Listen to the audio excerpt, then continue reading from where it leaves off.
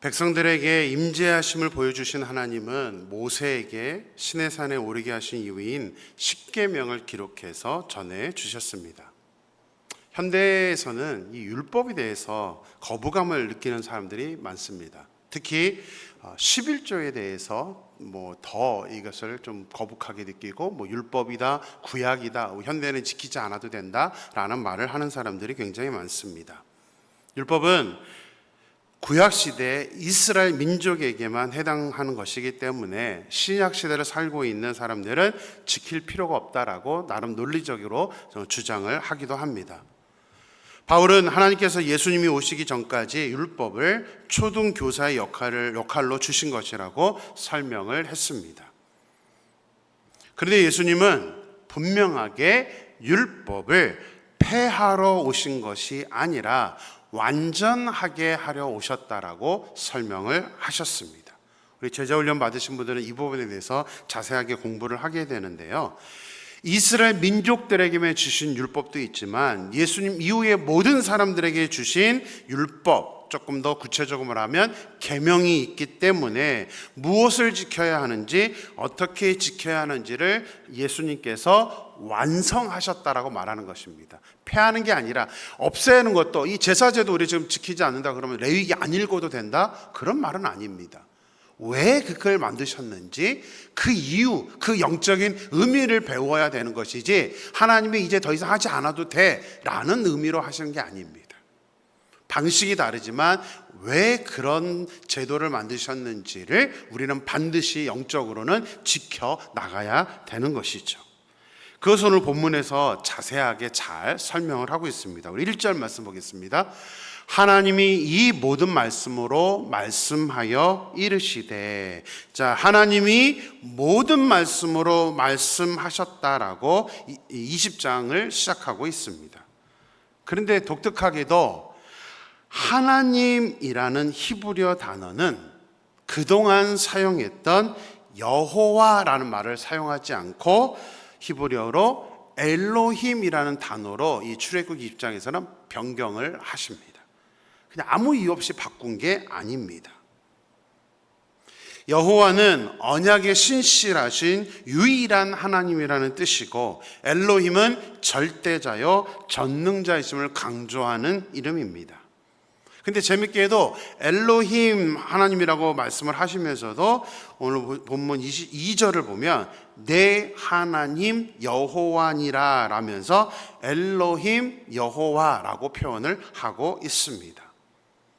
자, 왜 이렇게 표현을 하고 있는지에 대해서 신학자들은 비록 십계명을 모세와 이스라엘 백성들에게 주셨지만 이것이 제한적으로 이스라엘 백성들만을 위해서 주신 것이 아니라 온 세계 모든 인류를 위해 주신 하나님의 거룩한 명령이기 때문에 의도적으로 여호와 이스라엘 백성들에게 제한된 하나님의 이름이 아니라 엘로힘 모든 사람들에게 열려있는 그 하나님의 이름을 사용하시면서 동시에 엘로힘 여호와 이거를 같이도 사용을 하면서 결국 이 율법은 일시적으로 주신 것이긴 하지만 모든 인류에게 주신 것이다라고 강조를 하기 위해서 이렇게 언어적으로 표현을 하고 있다라고 설명을 하고 있습니다. 그래서 십계명은, 율법은 우리 모두가 지금도 지켜야 하는 중요한 말씀인 것입니다. 특히 십계명 같은 경우에는 이스라엘 백성들과 우리들을 법으로, 율법으로 제한하기 위해서 그 목적으로 우리에게 십계명을 주신 것이 아닙니다. 우리 2절 말씀 보겠습니다. 나는 너를 애굽 땅 종 되었던 집에서 인도하여 낸 내 하나님 여호와니라. 십계명을 주시기 전에 하나님은 스스로를 애굽 땅 종 되었던 집에서 인도해 낸 내 하나님 여호와라고 말씀을 하고 있습니다. 이 말은 하나님께서 애굽에서 종이었던 이스라엘 백성들에게 자유를 주셨다는 것을 강조하는 표현입니다. 그런데 생각해 보시면 굉장히 이게 논리적으로 모순이다라는 것을 우리는 캐치를 할 수 있어야 됩니다. 자, 자유하고 율법, 법은 상충되는 개념입니다. 같이 볼 수 없는 그런 표현입니다. 자, 법은 뭐죠? 이것은 하지 마라. 이것은 해도 돼. 이것은 하지 마라. 거기에 뭐가 반드시 빠지게 됩니까? 자유가 빠지게 됩니다. 율법을 주면서 너 이거 하지 마 하면서 나는 너를 자유하게 해줄 거야. 이것은 논리적으로 맞지가 않는 것입니다. 그런데 하나님이 말씀하신 자유라는 것은 제한이 없이 아무렇게나 사는 것을 의미하는 것이 아닙니다. 하나님께서 이게 자유와 좀 법을 동시에 말하는 이유는 자유라는 개념을 우리에게 제대로 정립해 주기 위해서입니다. 진정한 자유에는 책임이 따르기 마련입니다. 하나님께서 율법, 특히 십계명을 이스라엘 백성들 그리고 우리들에게 지키라고 주신 이유는 우리가 자유를 가진 하나님의 자녀가 되긴 하였지만 어떻게 하는 것이 책임을 가진 사람인지, 어떻게 해야 우리가 하나님과의 자녀가 된 그 관계를 온전히 올바로 유지할 수 있는지를 가르쳐주기 위해서 십계명을 주신 것입니다. 여러분들 자녀 키우는 것을 그냥 생각하시면 쉽게 이해가 되실 것입니다. 여러분들의 자녀들이 어떤 행동을 하든 무조건 오냐 하는 것이 제대로 자녀를 양육하는 것이라고 생각하십니까? 어떤 사람도 그렇게 자녀를 키우지는 않을 것입니다. 흔히들 할아버지 할머니가 손주를 키워주면, 손주들을 키우면 어떻게 된다고 여러분들 알고 있습니까? 버릇이 나빠진다, 그죠? 버릇이 없어진다라고 보통 사람들은 말을 합니다. 왜 그렇습니까? 할아버지와 할머니는 손주가 너무 이뻐서 어떤 행동을 하든 혼내는 것이 아니라 무엇이든 다 들어주고 이해를 해주기 때문입니다. 저는 저희 손주가 아니라 이제 강아지의 버릇을 잘못 들인 적이 있습니다. 보스턴에 살 때 저희 딸이 키운 강아지를 제가 이제 담당을 하게 되었는데 저희 강아지가 너무 이쁜 거예요. 저희 딸은 그동안 식탁에서 식사를 할 때 이제 이 강아지에게는 절대 어떤 음식도 주지 않고 또 식탁에 아예 근처도 오지 못하게 그렇게 훈련을 시켰었다고 합니다. 근데 이제 제가 강아지를 키우는데 너무 이쁜 거예요. 그러면서 저는 이 딸의 룰을 깨기 시작했습니다. 그래서 얘를 너무 이쁘니까 이제 식탁에서 제가 음식도 주고 또 얘는 또 강아지는 이제 그동안 훈련받은 게 있어서 눈치 보느라고 이제 제가 주는 것을 먹긴 먹는데 그냥 식탁 주변만 이렇게 배회를 했었습니다. 근데 어느 순간인가 제가 너무 짠해서 식탁 위에서 이렇게 간식을 주었습니다. 그랬더니 얘가 점프해서 의자에 올라와서 이제 받아먹기 시작했습니다. 그러더니 그 다음부터는 무조건 이제 이 식탁의 의자에 이제 올라오는 것이었습니다. 그 모습도 걸터앉는 모습도 왜 그렇게 이쁜지 그 다음부터는 아예 제가 의자 위에 앉게 허락을 했습니다. 얘가 워낙 점프를 잘해서 그냥 푹 점프되어서 이제 의자 위에 올라오면 제가 또 이쁘다고 칭찬하고 이렇게 음식을 줬습니다. 그러더니 이제 단계가 있죠. 처음에는 주변 의자에 걸터 앉다가 의자 위에 올라앉다가 그 다음 어디로 올라가게요? 식탁 위로 올라갔습니다. 아예 이젠 대놓고 식탁 위에는 음식을 먹기를 시작했던 것입니다. 그놈의 이쁘다는 것 때문에, 그것을 허용한 저 때문에 그동안 딸이 교육했던 모든 것이 다 무산으로 수포로 돌아가 버린 것입니다. 그래서 딸이 저한테 다시 훈련을 시켜달라고 그렇게 요청을 했는데 말이 훈련이지 그게 훈련인가요? 이제 혼내기 시작했습니다. 계속 혼을 내야만 안 하니까. 말씀을 준비하면서 이렇게 비교하는 것이 죄송하지만 우리와 하나님의 관계도 저는 똑같다는 생각이 들었습니다. 하나님이 우리에게 십계명을 주신 것은 우리가 어떻게 행동해야 되는지, 어떻게 살아야 되는지 훈련하시고 룰을 정해 주셨던 것입니다. 자유를 주셨지만 마음대로 하는 것이 자유가 아니라 그 우리의 행동에는 책임이 따른다는 것을 가르치시고 싶었던 것입니다. 그래서 그 룰을 지키지 않으면 그 행동에 대해서 책임을 지게 하셨습니다. 하지만 반대로 그 룰을 잘 지키면 그에 따른 보상, 자유를 주셨기 때문에 거기에 대한 보상도 허락을 해주셨는데, 이것이 너무 극렬하게 대비되기 때문에 저는 이 말씀이 참 중요하다고 생각합니다. 우리 5절 6절 말씀 보겠습니다. 그것들에게 절하지 말며 그것들을 섬기지 말라. 나 내 하나님 여호와는 질투하는 하나님인즉 나를 미워하는 자의 죄를 갚되 아버지로부터 아들에게로 3, 4대까지 이르게 하거니와 나를 사랑하고 내 계명을 지키는 자에게는 1000대까지 은혜를 베푸니라. 자, 중요한 것은 하나님께서 우리가 잘못해서 책임을 져야 하는 것에 대해서는 몇 대까지 벌을 내리시겠다고요? 3, 4대까지입니다. 3, 4대까지는 책임을 묻겠다 하셨는데, 우리가 계명을 잘 지켰을 때는 몇 대까지 은혜를 베푸신다고요? 1000대까지 은혜를 베푸신다라고 말씀하고 있습니다. 무슨 말이에요? 이 계명을 통해서 우리의 잘못을 지적하려는 게 궁극적인 목적이 아니라는 사실이죠. 하나님이 우리에게 원하는 것은 계명대로 잘 지키는 것입니다. 자유롭게 하는 건데, 우리 마음대로의 자유가 아니라 하나님이 정해놓으신 우리가 성숙한 하나님의 자녀로서의 자유와 책임감을 누리면서 살아가라는 것을 말씀해 주시는 것이죠. 그래서 60계명 율법은 단순하게 우리에게 부담을 주는 것이 아닙니다. 하나님의 애초에 율법을 주시는 것이 우리로 하여금 옥죄에 의해서 주셨던 것이 아닙니다. 그래서 예수님도 율법의 근본적인 정신은 정의와 긍휼과 믿음이다라고, 예수님이 그래서 내가 율법을 폐하는 게 아니라 완성하러 왔다라고 말씀을 하셨던 것입니다. 그래서 지금 이 신약시대에 사는 우리들이 구약시대 율법을 지켜야 되느냐 말아야 되느냐, 11조를 드려야 되느냐 말아야 되느냐, 이것 갖고 논쟁한다면 저는 그런 분들은 아예 하나님이라는 의식이 없다라고 저는 생각합니다. 그게 왜 따져야 될 일이죠? 그냥 감사할 일이잖아요. 하나님이 주신 말씀이고 하나님이 우리에게 주신 은혜이기 때문에 우리는 그저 감사하면서 하면 되는 일이지, 이게 논리적으로 따지고 할 문제는 아니라고 생각을 합니다.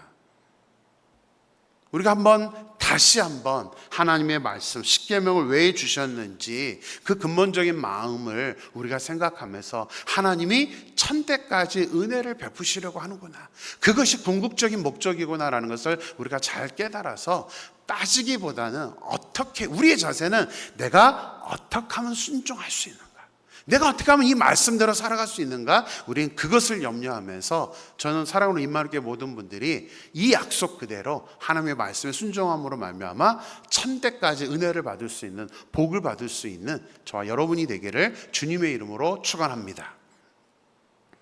자, 하나님은 이제 오늘 본문에 나오는 십계명을 이제 잘 아시는 것처럼 두 부분, 이제 두 돌비로 나누어서 주셨습니다. 1계명에서 4계명까지는 이제 왼쪽 돌판인데요, 하나님과의 관계, 대신 관계고, 오른쪽 돌판은 이제 대인 관계, 다른 사람들의 관계에 대한 모습입니다. 오늘은 이제 1계명에서 4계명까지를 설명을 드리겠습니다. 첫째 계명은 하나님 외에 다른 신을 두지 말라. 둘째 계명은 새긴 우상을 만들지 말라. 셋째 계명은 하나님의 이름을 망령되게 부르지 말라. 넷째 계명은 안식일을 거룩하게 지키라는 것이었습니다. 자, 문자적으로만 보면 지키기 어려운 말씀인가요? 문자로 아주 간단하죠. 십계명이라서 막 복잡한 게 아닙니다. 아주 간단하게 가장 기본적인 말씀을 우리에게 주셨습니다.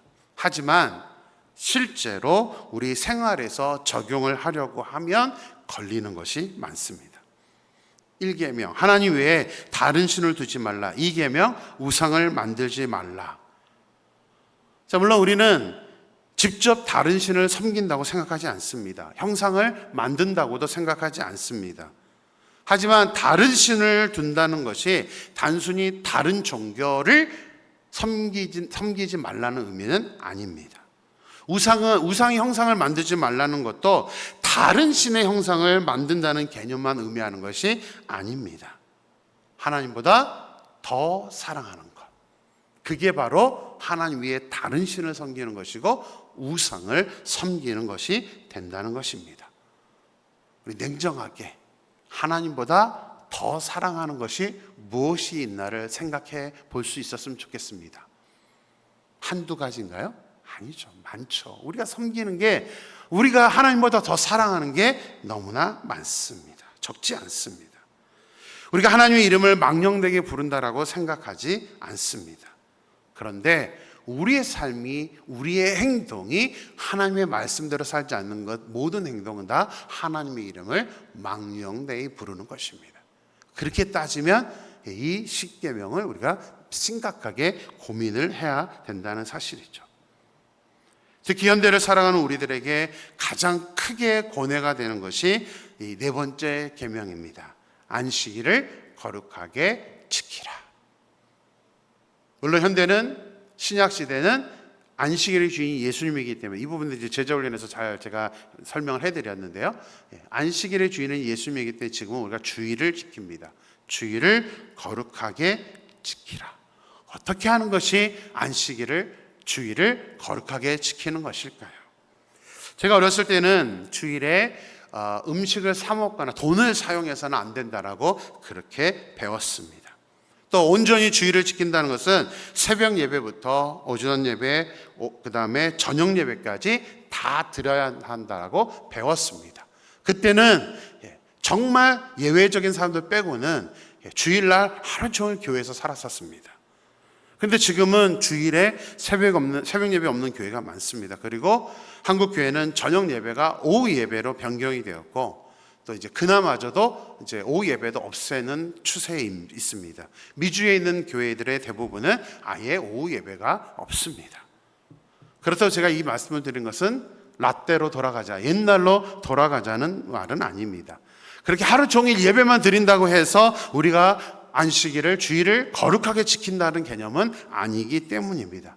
과거에는 어쩔 수 없이 어떻게 하든 교인들을 교회에 붙잡아 놓기 위해서 그렇게 예배 중심적으로 가자라고 했었던 것입니다. 그러나 이제 현대는 꼭 이 예배 중심이라는 것이 물리적인 예배만이 아니라 이제는 또 가정도 생각하고 그런 것들을 생각하기 때문에 이제 주일을 지킨다는 개념이 조금은 달라졌다라고 생각을 합니다. 하지만 궁극적으로는 우리가 어떤 마음으로 이 주일을 지키고 있는지에 대해서는 우리가 반드시 생각을 해봐야 된다라고 저는 이렇게 말씀을 통해서 깨닫게 됩니다. 유대인들은 지금도 안식일에는 어떤 일도 하지 않습니다. 자동차를 타는 것조차도 일이라고 생각해서 걸어 다닙니다. 지나치게 문자적으로만 지킨다고 할 수는 있겠지만, 그래도 저는 유대인 타운에 살면서 유대인들의 그런 모습은 조금 많은 생각을 하게 되었습니다. 저렇게 지키려는 마음 중심이 중요하다는 것을 저는 도전을 받았던 기억이 납니다. 하나님이 주신 계명은 지식으로 알고 있으라만 주신 것이 아닙니다. 실제로 우리 생활 가운데 지키라고 주신 것입니다. 자, 첫 번째 돌판, 대신 관계, 하나님과의 관계에서 우리가 지금 어떤 마음으로 지키고 있는가를 우리가 고민할 수 있었으면 좋겠습니다. 오늘 이 십계명을 다시 한번 생각하면서, 너는 나 외에 다른 신을 두지 말라, 우상을 만들지 말라. 어떤 것든 하나님 외에 다른 것이 우리에게 우상이 되지 않도록 해야 된다. 그것이 물질이 되기도 하고 자녀가 되기도 하고 내 삶이 되기도 하는 이 모습을 우리가 깨달으면서 하나님의 십계명을 어떻게 지키고 있는지, 하나님의 이름을 망령되이 일컬지 마라. 우리가 하나님, 내가 교회 다닌다는 이유로 내 욕심만 부리고 있는 것은 아닌지, 하나님의 이름을 우리가 말씀대로 행동을 하지 않음으로 말미암아 하나님의 영광을 가리고 있는 것은 아닌지, 무엇보다도 주의를 어떻게 지키고 있는지, 어쩔 수 없어가 아니라 어떻게 하든 하나님 제가 주의를 지킬 수 있게 해달라고 우리가 기도하면서 주님 앞에 나올 수 있는 저와 여러분의 삶이 되기를 주님의 이름으로 축원합니다. 기도하겠습니다. 하나님 감사합니다. 오늘도 새날을 주시고 귀한 또 은혜의 말씀을 통하여서 하나님 도전하여 주심에 감사를 드립니다. 특별히 십계명의 말씀을 통하여서 하나님이 우리에게 원하시는 그 궁극적인 마음들이 무엇인지를 하나님 깨닫게 됩니다. 특별히 하나님, 이 십계명과 율법을 주시는 것은 우리를 옥죄이기 위해서 우리에게 하지 말라라는 제한을 주시기 위함이 아니라, 궁극적인 하나님의 그 말씀을, 율법을 주시는 목적은 우리에게 자유를 허락하시되 우리가 책임을 갖는 그 안에서의 자유를 허락하시고 있다는 것을 보게 됩니다. 우리가 마음대로 살아서 된다는 것이 아니라 하나님의 궁극적인 목적은 하나님의 이 계명들을 온전히 지켰을 때와 그렇지 않았을 때에 하나님이 그에 따른 하나님의 심판과 하나님의 복이 너무나 다르다는 것을 통하여서 하나님 궁극적으로 우리가 하나님의 말씀 안에서 살아가는 것을 원하시고 있다는 것을 우리가 깨닫게 됩니다. 하나님, 무엇보다도 오늘 주신 이 십계명의 하나님과의 관계에 있어서 네 가지를 우리가 잘 기억하면서 하나님보다 다른 것들을 사랑하지 않게 하시고 하나님의 이름을 망령되이 우리가 살아가면서 보여주는 그런 사람이 아니라 무엇보다도 하나님이 우리에게 허락하신 이 주의를 우리가 온전히 지킬 수 있는, 물론 현대를 살아가면서 직장 문제 때문에 여러 가지 어려운 부분이 있지만 그래도 하나님 우리 마음 중심이 어떻게 하든 하나님과 예배하면서 아버지 하나님 주의를 지키려고 하는 그 마음 중심을 가지며 우리가 힘들면 기도로 잘 돌파할 수 있는 그런 저희들이 될 수 있도록 인도하여 주시옵소서. 하나님께서 온전히 저희와 함께 하실 줄 믿고 예수님의 이름으로 기도드렸습니다. 아멘.